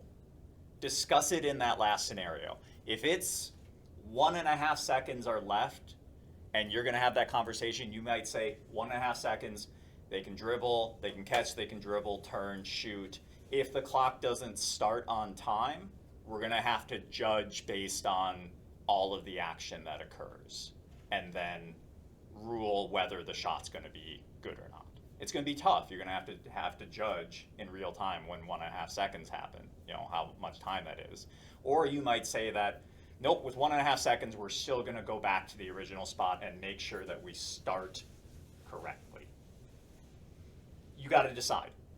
Pre-game it, talk about it in that timeout when you have a chance so that everyone's on the same page with how to go about that play. They were getting feedback on the court. No, he was. He definitely is the more. He's definitely the most agile official on this court. If you watch how his partners get off the court. The trail guys like, Yeah, the trail guys, like, yeah. Shot up. Trail's looking at him. What are you doing? Trail's just standing. He just stands at the And the trail's like, I better go. he's not sprinting to the door. Sunday walk in the park. Yeah. I think in those type of situations where it's like a second or whatever, I mean, it's easy, like, you go to the table and be like, as soon as they touch the ball, you make sure you hit that Yeah, ball. I mean, that's. just preventative officiating or Yeah. proactive officiating. Yeah, 100%. Like Right. that can be part of your last second. You're checking the book, fouls, score, everything's correct. Score or a clock keeper on the touch. Start the clock. No homerism, right? They're part of our crew. They're not trying to help their team. Address it there, and hopefully, you get a good result. Game's over. Let's see. Josh McDowell, you had a play. We'll you just wanna- watch it first and then we'll talk about, I just wanna hear what everybody says here.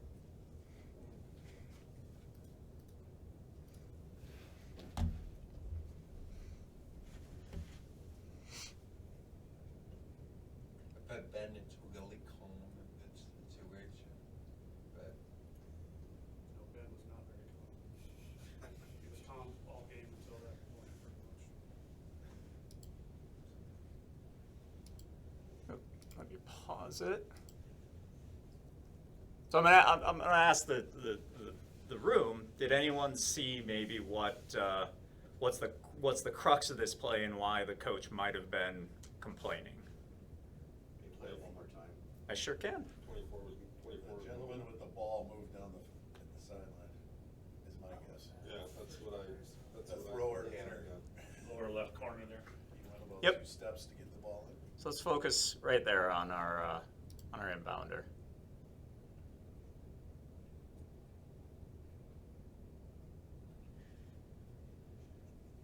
I think he still has 1 foot in the 3-foot area. He's all right. Josh, are you lead? I was late, so I didn't even see this, okay? You didn't So- have any help on that? That's terrible. Yeah, I did, because I'm looking at the big guy from Lakeside Lutheran there, down there posted up. But, so to preface this, they just had an intentional foul, right?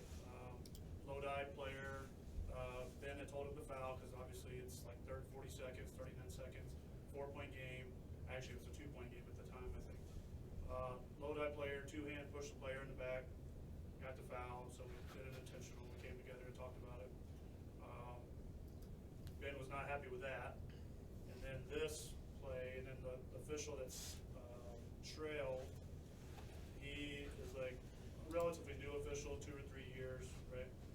And again, I'm looking at the big guy guy down here in lead in that matchup, so I'm not even seeing what's going on. So as we go back and I end up being new trail, Ben is still irate about this call. Okay, and so, and he, like I said, he's been fine the whole time, but he's like, how can you not call that? I'm like, Coach, I'm in lead. I'm looking at this post matchup right here. I'm not even looking in that direction. And there is nothing I can do about that call. I said, I will talk to them at the half. I said, that's really about all I can do. And if I'm wrong or we're wrong, I will email you and let you know that we blew that play, right? So, obviously, no call there. I sent it out to a couple different people, Andrew included. We did not feel that he went outside that 3-foot boundary, because you kept saying, he jumped the play, he jumped the pass, he jumped the pass. And I was just like, okay. So, now, they end up losing this game by like, I think, 6 points, right? So Ben is still pissed off, like pretty much about this call. And at the end of the game, our other partner, just like what you did, or you said you did, Andrew, went out the other door. Mm-hmm. So, right, so then I'm like, I think I was opposite table. So the official here that he's pissed off at, he's like leaving the court. Well, Ben goes to him off camera and is like, just giving him the riot act. And then, so then I come up and I'm just like telling him, the other official, just go.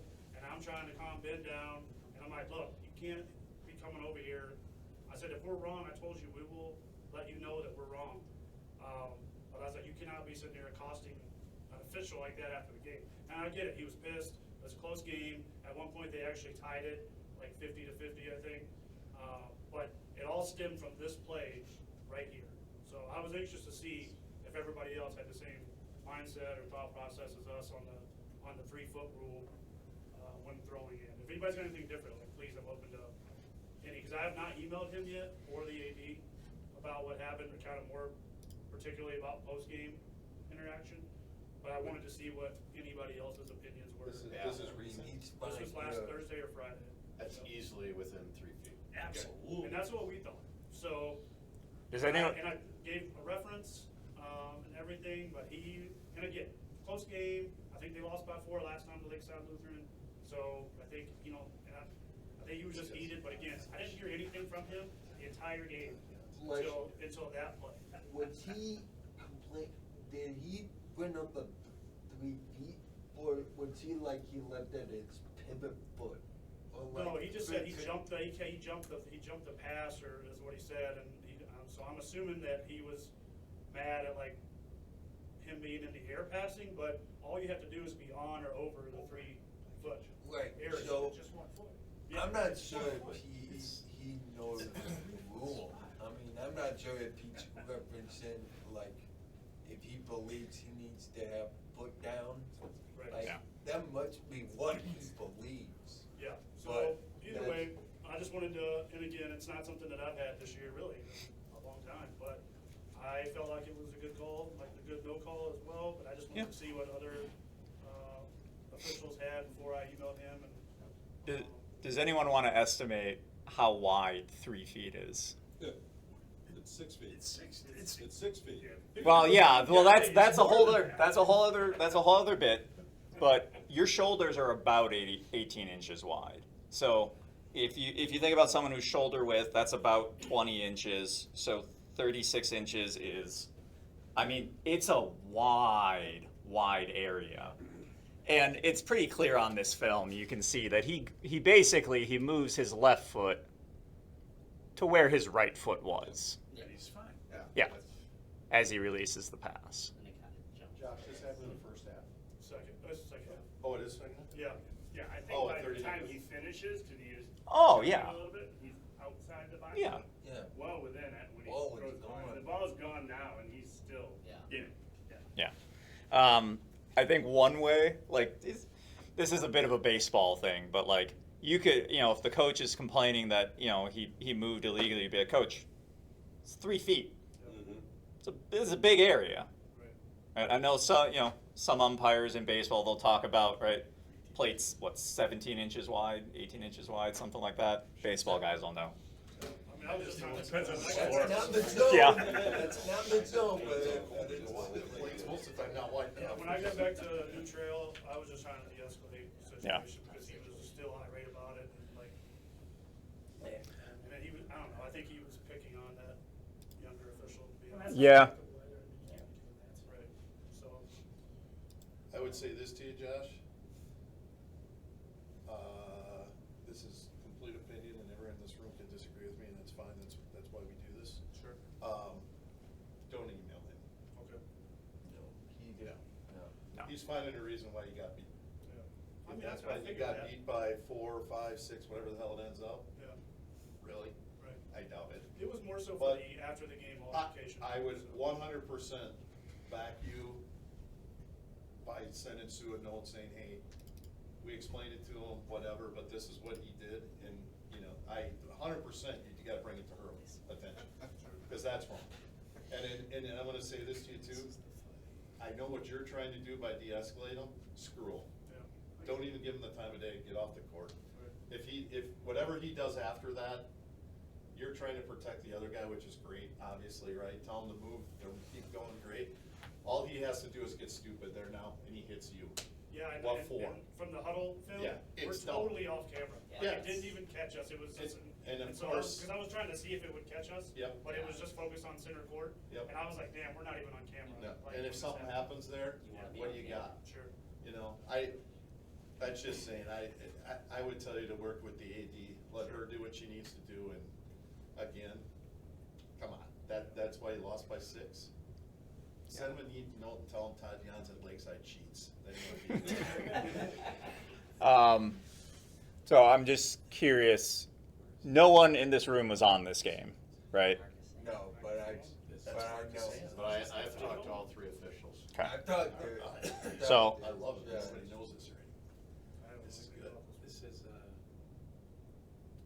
I don't know, it's Kevin, Mankey, and who's, let's, Jason Mankey. Jason, right there. yeah, Jason. Oh, this is the fight. And now the fight. Yeah. Yep. Which is the one I was telling you Don't stop, coaches. about. It's- yeah.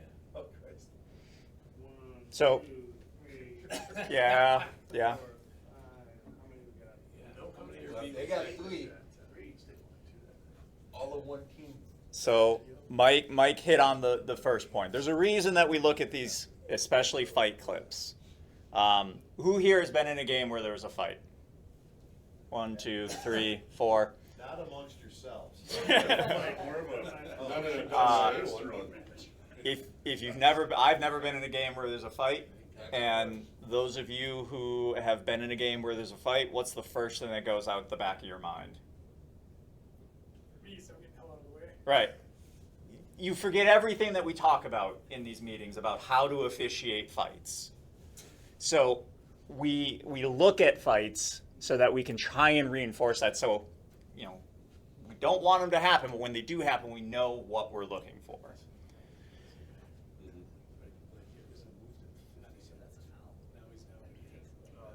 Then he held on to him, him.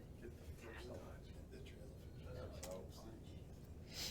So, what can we say about this crew? What's the big problem? So the fight is happening. What's the big problem with the 3 officials? Where are they all looking? At the fight, not at the bench. No, they're looking at the hoop. They're looking at the ball. They're all looking at the fight. So what do we not have for information? Who's coming Who's off? coming off the bench? Who's coming off the Well, bench? yeah. I don't know if any of these guys are teachers. I know that teachers, they'll see this happen and they'll want to break it up. As officials, we have no role to play in a fight. Our role is to observe. So at minimum, right, the official that's closest to the fight, they can look at the fight. The other 2, it's really important that you don't look at the fight. Look at the benches. You can think like, I'm going to look at this bench, he's going to look at that bench, or just look at both of the benches and It's just like the start. guy by the free throw line, officials pointing them to get back. He's definitely pointing, yeah, but Yeah. But also. that's think clearly about not helping. having 2 white and 1 red down there and no one's looking at them, like, one of those guys could throw a punch or something and, Yeah. you know, and no one's Isn't the watching. head coach supposed to designate somebody on his bench to? The coaches are responsible for designating personnel to help break up a fight. You have game management, you have event workers, police. Let them deal with the fight. Let them separate the players. You can see, I mean, honestly, like there's more adults on this court than there are players at this point. The fight is handled, so what we need to do as officials is turn our attention to the players that clearly have come off the bench so that we can properly assess the penalties that go with that. Do your best if you can match them up 1 for 1. I got 3 white, I got 3 red. Makes your life simple, easy. But just know that those players are getting ejected. In the next game. I'd Yep. say, God forbid this ever happens to you, truly. Yeah. I would never wish this on anyone. You, But one thing I Go was ahead. told, if this ever happens, this is a long time ago, that as we are talking, all these guys are going to the fight, right? First of all, think about this, what good are we? We touch a kid, we're screwed, right? I'm not going over there and grabbing a kid off a pile because I'm done for, right? That mom that says her kid got hit and the official hit, you don't even want to touch him. So the one guy always said, and this is the hard part because I think this is even back when it was still 2-person, that's how old I am. But those guys there, the first thing one of them wants to do is run to the table. Right, start yelling Why? numbers. Start yelling numbers. I'm telling the scorekeeper, I'm giving you a number, write every stinking one I tell you down. Because right now, anybody that comes off that court, now granted, we can go back and say some of these kids we're not gonna eject. Because first of all, what else do we need to know? Who's actually in the game? Yep. Right? So I'm just gonna tell her, or whoever, start writing down numbers, right? Because we really can't do anything else, as Andrew said, we don't wanna be involved, get the heck out of there. So we might as well do something worthwhile, think about that, could be worthwhile, right? We could start, we can start writing numbers down, because otherwise, like this mess, there's no way in hell you're gonna get all those kids, there's no way. You're better off just saying everybody plays except the 2 kids that basically, I think one kid goes and dives on it and tries to be the WWE guy, but. yeah. Yeah. Those 3 go, but what else can you do right now? Yeah. They're all gonna have to play. Does anyone remember St. Thomas More from 4 years ago? Yeah. Those officials, they just decided that everybody was kicked out. That's an option, I guess. But the important thing is, right, who can you not kick out in a fight scenario? Who's allowed to be on the court? Coach.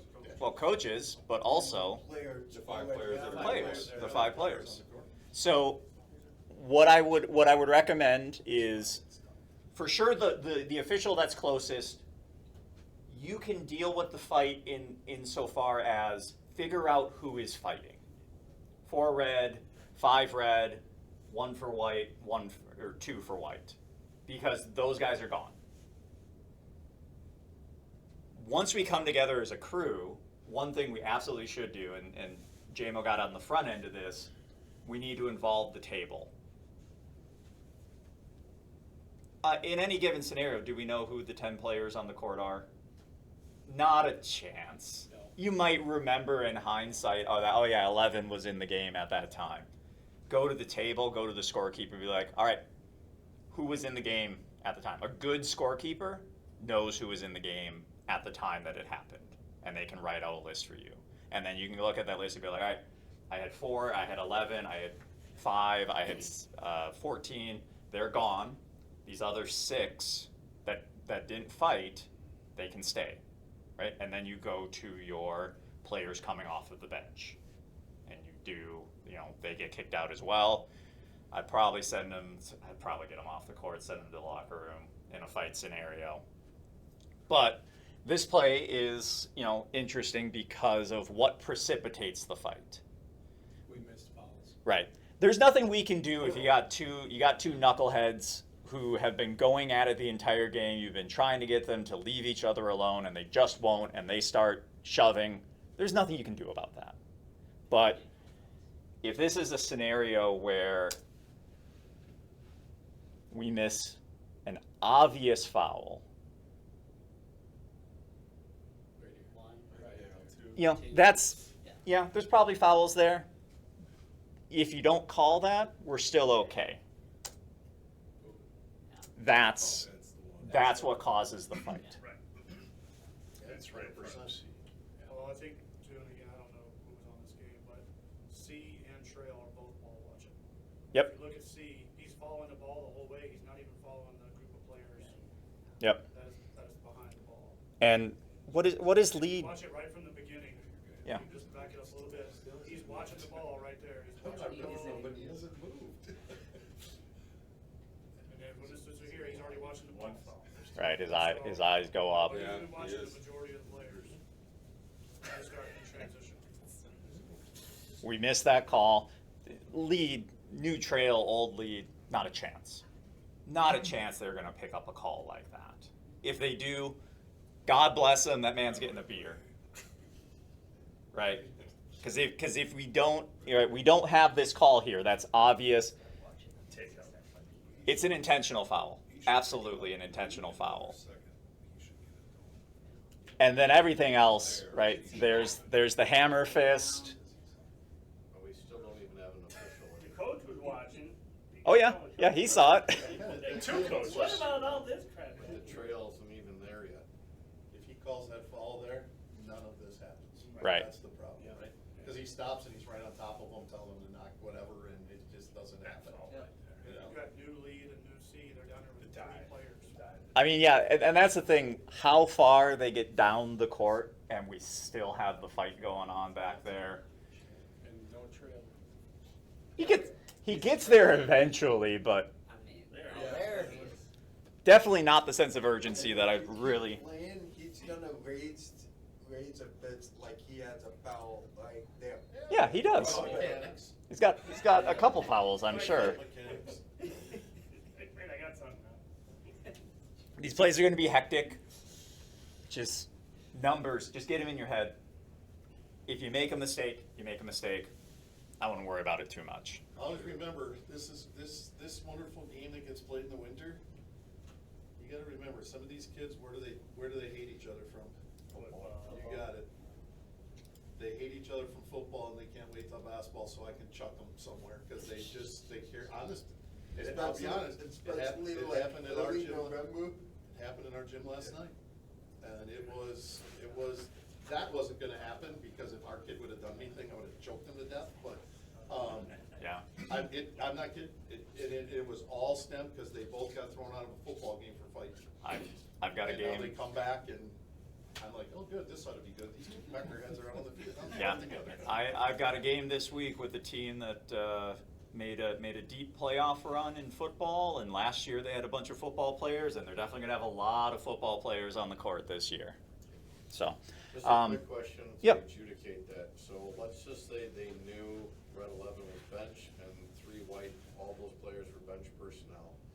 I want to make sure I have the rule correctly. If I read it correctly in the rule book after the fact, it is a wash on technical fouls because they're bench.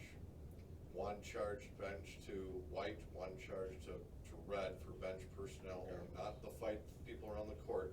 Is that the correct ruling? You're in the neighborhood roughly. So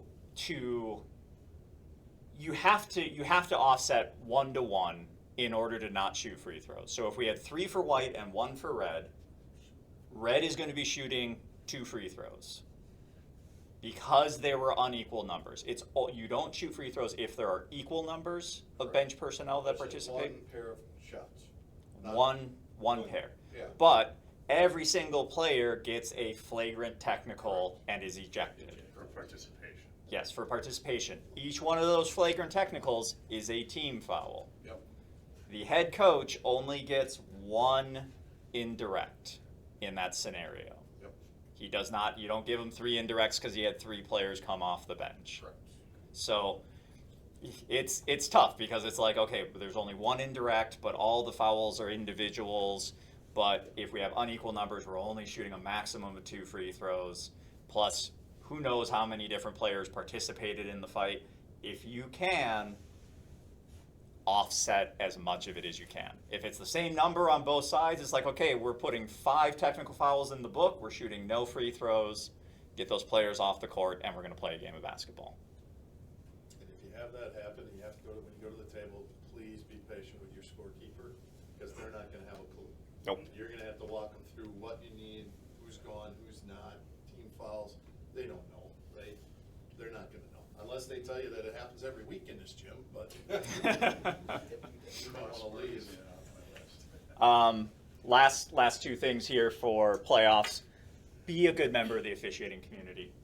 Right. As your playoff season wraps up, know that you have people from the association, fellow members of the community, who are still officiating basketball games. It's really nice when you're doing a sectional semifinal or sectional final, and you can look up in the crowd and you can see some friendly faces. Because you're going to look up in that crowd a lot of the times, and you're not going to recognize a single person, and they're all going to hate you. They're flipping you off. Go to games. Support each other. Go out for if you're working with a crew you've never worked with before, and you guys are riding together, find a place to stop along the way. Get a bite to eat. Have a drink. Build. Oh, sorry. Yeah. Build this community. It's the best way to get to know your fellow officials over a nice burger and a beer at a bar somewhere. Good luck in the playoffs. Thank you everyone who's attended these meetings. I put a lot of effort into this, and I really hope that you guys get a lot out of these meetings. They're very rewarding for me. They help me be a better official, and I really hope that it's helped all of you be better officials over the years. Good luck with the rest of the regular season, and good luck everyone who's got playoff games.